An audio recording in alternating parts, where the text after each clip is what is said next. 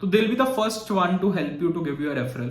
Generally देखो तो recruiters are people जिनके पास सबसे ज्यादा मैसेजेस आते हैं।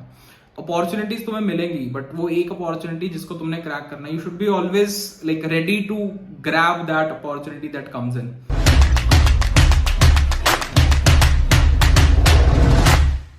Hi guys, welcome to my YouTube channel. So currently I'm working as a software engineer at Techion and आज हमारे साथ बहुत स्पेशल गेस्ट मौजूद है। वो नन अदर देन अर्श गोयल है।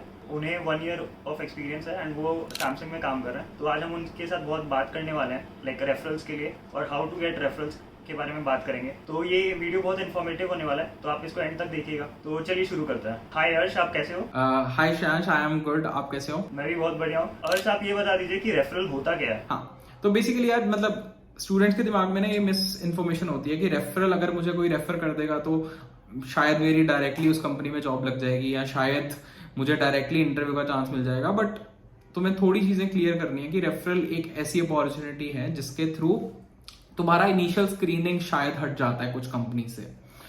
What happens is, जैसे लेट्स से there are two things. One is careers portal, किसी भी कंपनी का careers portal होता है, उस पर जाके तुम अप्लाई करते हो, that is one thing. Secondly, तुम रेफरल के थ्रू अप्लाई करते हो। अगर तुम careers portal पे डायरेक्टली अप्लाई करते हो तो लेट्स से 10,000 स्टूडेंट्स अप्लाई कर रहे हैं careers portal पे एक पर्टिकुलर ओपनिंग के लिए।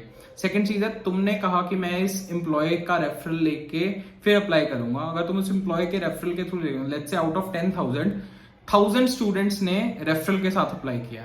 अब जो 1000 स्टूडेंट्स की एप्लीकेशन है उसको थोड़ा ज्यादा प्रायोरिटाइज किया जाएगा, उन स्टूडेंट्स को ज्यादा मतलब चांसेस हैं कि टेस्ट लिंक रिसीव हो। But process will be same for anyone. Process में ऐसा कुछ नहीं होता कि तुम्हें ज्यादा प्रेफरेंस दी जाती है ड्यूरिंग इंटरव्यूज या कुछ और।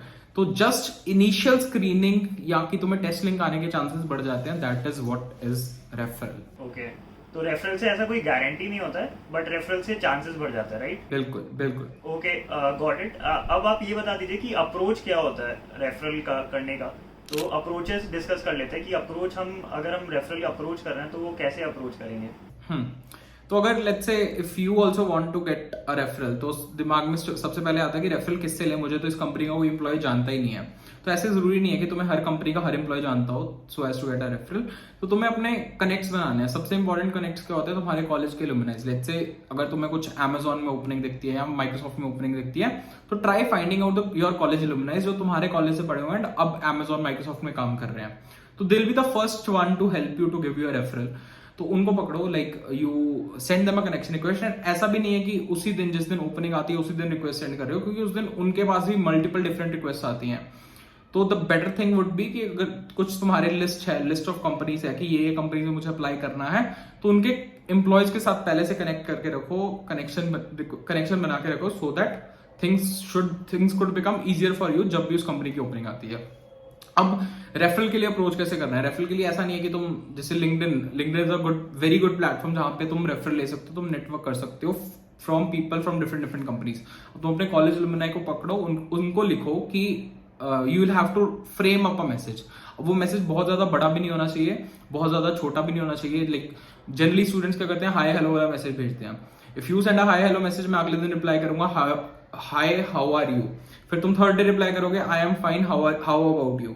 तो ये प्रोसेस बहुत ज्यादा डिले हो जाता है। इससे बेटर है कि तुम एक शॉर्ट मैसेज टाइप करो जिसमें whatsoever you want to convey उनको डायरेक्टली कन्वे कर दो। The message should be like, जैसे let's say if I talk about a very small template जिसको तुम्हें फॉलो करना चाहिए if you are sending somebody LinkedIn request और a connection request for a referral. So you should write, hi so and so, this is Arsh Goyal, I'm currently a third year or a final year student at so and so college, I'm currently pursuing EC or CSC। तो इसमें अपने profile के highlight points तुम्हें mention करने हैं। Let's say अगर तुम बहुत अच्छे कॉम्पिटिटिव प्रोग्रामर हो, तुम्हारे पास कोड शेफ कोड फोर्सेस की बहुत अच्छी प्रोफाइल है, that is something that you should highlight, क्योंकि सामने वाले बंदा तभी तुम्हें रेफरल देगा। That is one thing. अगर कोडिंग प्रोफाइल इतनी अच्छी नहीं है, तुम हैकाथॉन्स में पार्ट लेते हो, तुमने बहुत अच्छा डेव एक्सपीरियंस है, तुम ओपन सोर्स में काम कर रहे हो, तुमने गूगल समर ऑफ कोड या और ऐसे प्रोग्राम्स में पार्ट लिया, तो वो तुम्हारी प्रोफाइल का मतलब हाईलाइट पॉइंट है। तो उसको यू शुड मेंशन प्रायरली कि मैंने ये काम किया हुआ है, सो दैट तुम्हारी क्रेडिबिलिटी बिल्ड हो जाए एंड सामने वाले बंदे को लगे कि हाँ यार मतलब the candidate is worth it. फिर उसके बाद तुम्हें बताना है कि I recently came across an opening at your website. जिस वेबसाइट पे ओपनिंग मिली उसका जॉब आईडी था, मतलब उस पर्टिकुलर जॉब का जॉब आईडी होता है। करियर्स पोर्टल पे जाओगे, जैसे तुम्हें सॉफ्टवेयर इंजीनियरिंग इंटर्नशिप की जॉब आईडी मिलेगी, तो वो जॉब आईडी साथ में मेंशन करो so that it becomes easier for the employee to refer you. अब तो उसे ढूंढना नहीं पड़ेगा कि कौन सी ओपनिंग के लिए मुझे रेफर करना है, तुमने जॉब आईडी दे दी, वो अपने इंटरनल पोर्टल पे जॉब आईडी सर्च करेगा and he will refer you. Along with that, tell him that I am attaching my resume. Do let me know if you can help me with the referral. So this is a small message, small template for referral. इसके साथ तुम अपना resume attach करके उनको भेज दो and expect a reply. तो this is something that you should follow apart from, मतलब ऐसा नहीं है कि बहुत ज्यादा बड़ा मैसेज लिख रहे हो, सब कुछ गिना रहे हो, मैंने कॉलेज में ये किया, वो किया, ऐसे किया, वैसे किया। किसी के पास इतना मैसेज पढ़ने का टाइम नहीं है। They will receive multiple messages जिस दिन ओपनिंग आएगी उस कंपनी की। तो short, crisp, highlighted, this is something that I would suggest अगर तुम रेफरल के लिए अप्रोच कर रहे हो किसी को भी। ओके, अब मैं इसमें एक और पॉइंट ऐड करने वाला हूँ। जैसे मेरे को भी बहुत सारे मैसेजेस आते हैं, तो लाइक लोग मेरे को ये मैसेज करते हैं कि कोई जॉब आईडी है क्या इस पोजीशन के लिए, आप जॉब आईडी मुझे बता दीजिए, इस पोजीशन के लिए कोई ओपनिंग वगैरह है क्या। तो मैं थोड़ी ना ढूंढ के वो बताऊंगा कि ओपनिंग वगैरह है क्या इस पोजीशन के लिए। आपको जॉब आईडी अटैच करनी है और आपको रेज्यूमे अटैच करना है। This is the basic thing that I am expecting और the referrer is expecting that आप ये अटैच करके दोगे, क्योंकि मैं आपके लिए जॉब आईडी या ये सब ढूंढ नहीं पाऊंगा। किसी के पास इतना टाइम नहीं होता कि वो दूसरे के लिए जॉब आईडी ढूंढे। ये तुम्हारा काम है, बैकग्राउंड रिसर्च तुम्हारा काम है। तुम्हें फाइंड आउट करके उसको सब कुछ एक जगह देना है ताकि वो सिर्फ रेफर कर सके। Why he is taking pain for you, क्योंकि मतलब ठीक है उसको रेफरल बोनस मिलेगा, दैट्स फाइन, बट सारी डिटेल्स एक साथ एक जगह पे अगर उसको मिल जाएंगी तो it would be easier for him to refer you. तो ये चीज का ध्यान रखना, सारी इन्फॉर्मेशन, सारी डिटेल्स उसको दे दो जो भी वो मांगे, लाइक एट अप्रोक्सीमेट टाइम, जितने टाइम में भी वो बोले, तो जल्दी से जल्दी उसको सारी डिटेल्स दे दो so that he can refer you. Okay, अच्छा ये तो हमने बात कर लिया। और अब ये बताओगे कि रेफरल्स लेना किससे चाहिए? सॉफ्टवेयर डेवलपर से ही लेना चाहिए कि मैनेजर से लेना चाहिए कि रिक्रूटर से लेना चाहिए? किसके पास हमें रीच आउट करना चाहिए रेफरल्स के लिए? हाँ, तो अब स्टूडेंट्स क्या गलती करते हैं, वो उनको लगता है कि अगर मैं रिक्रूटर को पिंग करूंगा तो ही और she might be very useful for referral. But अगर तुम जनरली देखो तो रिक्रूटर्स आर पीपल जिनके पास सबसे ज्यादा मैसेजेस आते हैं।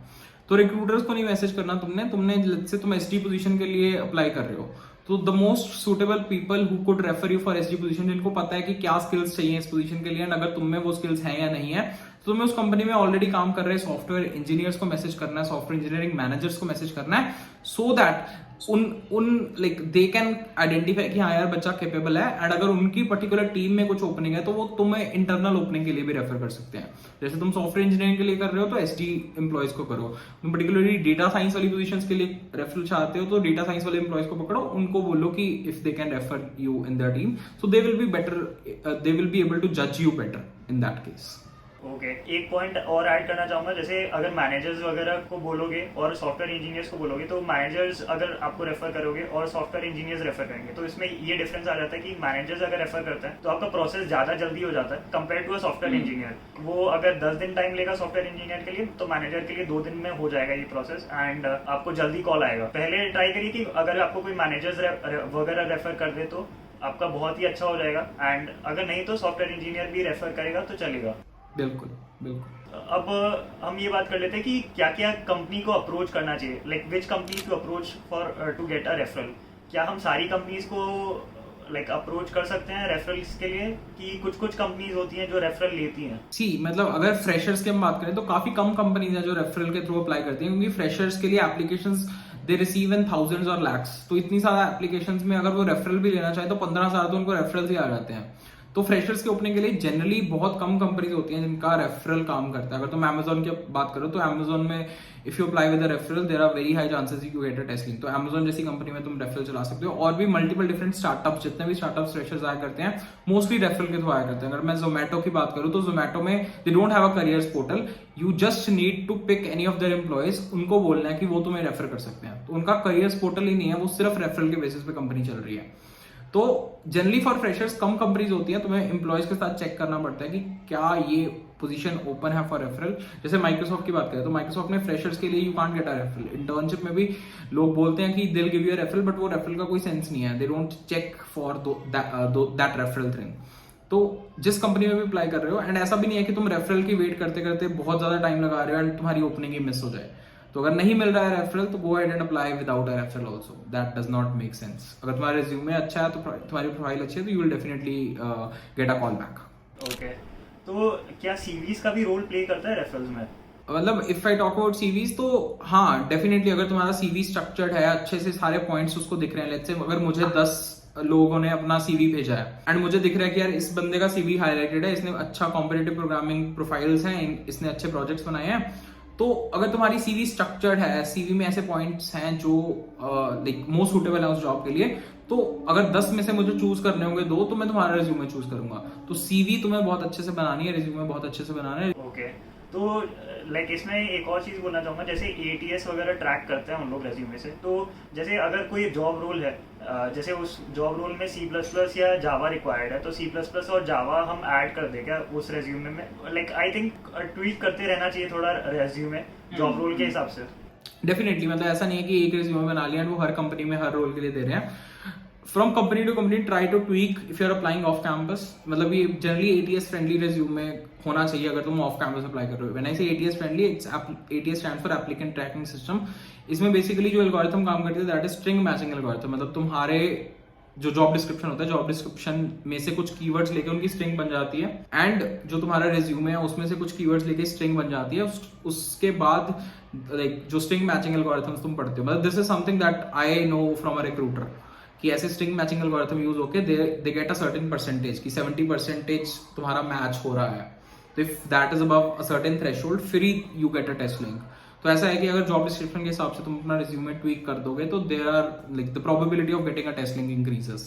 तो जैसे इसमें एक मिथ रहता है कि रेफरल्स भी लाइक हजारों लोग ले रहे हैं रेफरल्स, और वैसे कंपनी के पोर्टल पे 10,000 लोग अप्लाई कर रहे हैं, और रेफरल्स के थ्रू अगर 1000 लोग अप्लाई कर रहे हैं तो रेफरल्स भी एक सैचुरेटेड हो गया है। तो आप क्या अग्री करोगे रेफरल सैचुरेटेड हो गया है? सैचुरेटेड हो गया, बट सैचुरेटेड कह सकते हो गया बिकॉज जैसे recently there was something known as Microsoft Engage, तो उसके लिए लोग रेफरल से अप्लाई कर रहे थे। माइक्रोसॉफ्ट एंगेज नहीं, मतलब there was some opening at Microsoft जिसके लिए लोग रेफरल्स के थ्रू अप्लाई कर रहे थे, बट उनको 15 to 20,000 रेफरल के थ्रू ही रिक्वेस्ट आ गई, तो it is difficult for recruiters to screen out 15,000 request. तो ऐसा नहीं है कि मतलब कुछ कुछ कंपनीज में देयर इज बेनिफिट, कुछ कुछ कंपनीज में नहीं बेनिफिट, कुछ ऐसे हाईलाइट हो जाता है कोई पर्टिकुलर ओपनिंग या कोई पर्टिकुलर प्रोग्राम बहुत ज्यादा हाईलाइट हो जाता है, तो फॉर दैट केस मतलब referrals would be saturated. But अगर कुछ ऐसा आउट ऑफ बॉक्स है या कोई स्टार्टअप के लिए तुम रेफरल ले रहे हो जिसमें बहुत कम लोगों ने अप्लाई किया, तो referral would work very nicely. Okay तो जैसे ये जो सैचुरेटेड है उसके लिए हम कैसे अप्लाई कर सकते हैं? मतलब उसके लिए बेसिकली यही है कि या तो तुम टीम्स ढूंढो कि उन कंपनी में कोई पर्टिकुलर टीम में हायरिंग हो रही है जिसका मैनेजर तुम्हें रेफर कर सकता है, तो फिर उस मैनेजर की सुनी जाती है थ्रू एचआर ऑल्सो, तो दैट इज वन थिंग।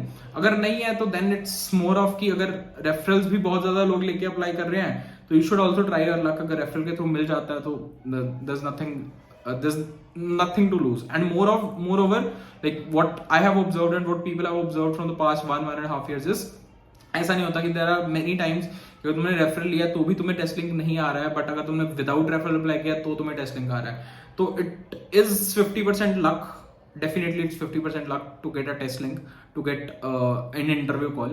उसके बाद जो तुमने परफॉर्म करना है that is up to your skills. Opportunities तुम्हें मिलेंगी, but वो एक अपॉर्चुनिटी जिसको तुमने क्रैक करना है, you should be always like ready to grab that opportunity that comes in.